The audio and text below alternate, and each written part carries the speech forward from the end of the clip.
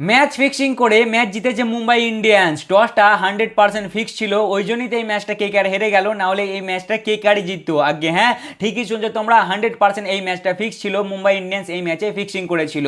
আর তার প্রমাণও দিচ্ছি তোমাদেরকে। টসের সময় আশা করি যারা দেখেছো টসটাকে, হার্দিকদা যখন কয়েনটা তোলে, কয়েন ওপর দিকে যায়, কয়েন যখন নিচে আসে, ক্যামেরাম্যান যে যখন আর কি কয়েনটা দেখায়, তখন ফরাম করেই ক্যামেরার অ্যাঙ্গেল অন্যদিকে ঘুরে যায়, হঠাৎ করেই বলে মুম্বাই টস জিতে গেছে। আর মুম্বাই টস জিতে বোলিং নিয়ে নেয়, দেখায় না ভাই যে মুম্বাই কি পেয়েছে, বুঝলে তো? ওখানেই ফিক্সিংটা ছিল, আর ওই জন্যই কেকেআর হেরে গেছে। এই কথাটা যারা যারা বলছো না, নমস্কার ভাই তাদেরকে, বুঝলে তো?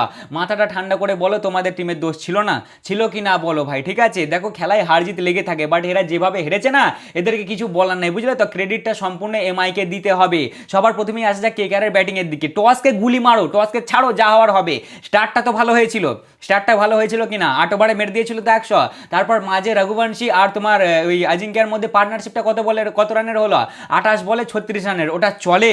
ওটা চলে বলো না? রানটা আর একটু বানানো যেত না? 28 বলে 36 রানের পার্টনারশিপ, যেখানে 8 ওভারে অলরেডি 100 হয়ে গেছে, আর লাস্টে আমাদের ক্যাপ্টেন 21 বলে 33 রান রিঙ্কুদার। ওটা চলে না ভাই।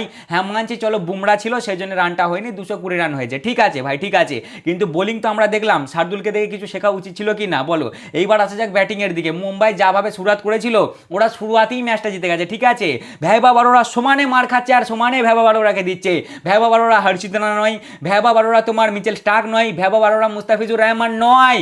ভাই আমাকে এমন কোন একটা দল দেখাও যাদেরকে তোমরা নারায়ণ দিয়ে দেবে, নারায়ণের তাও 1 ওভার বাকি থাকবে, এরকম একটা দল দেখাও। ইয়ার নারায়ণের 1 ওভার বাকি আছে ভাই, আর তোমরা ইয়েকে অনুকূল রয়কে কি জন্য খেলিয়েছিলে, কি জন্য খেলিয়েছিলে বলো? তার উপর যা বাজে ফিল্ডিং, ভাই কিছু বলার নাই, বুঝলে তো? আর সব থেকে বেশি মিস করেছে আজকে আমি তোমার ইয়েকে, আমাদের রাসেল দাকে। ক্যামেরন গ্রিনকে কি জন্য নিয়ে এসছে তার রিপ্লেসমেন্ট হিসেবে? সে যদি বলই না করে ভাই, তাকে যদি পারমিশনই না দেয়, সে কি বললে অকশনের আগে যে আমি বল করবো, আমি ফুল ফিট আছি, আমার ম্যানেজার ভুল করে ব্যাটারের লিস্টে দিয়ে দিয়েছে। এখন সে কি করছে বলো, কি করছে? যথেষ্ট দোষ আছে ভাই। কেকেআরের ক্রেডিট দাও এমআইকে, এমআই ভালো খেলেছে। টসকে গুলি মারো, টস যা হওয়ার হয়ে গেছে।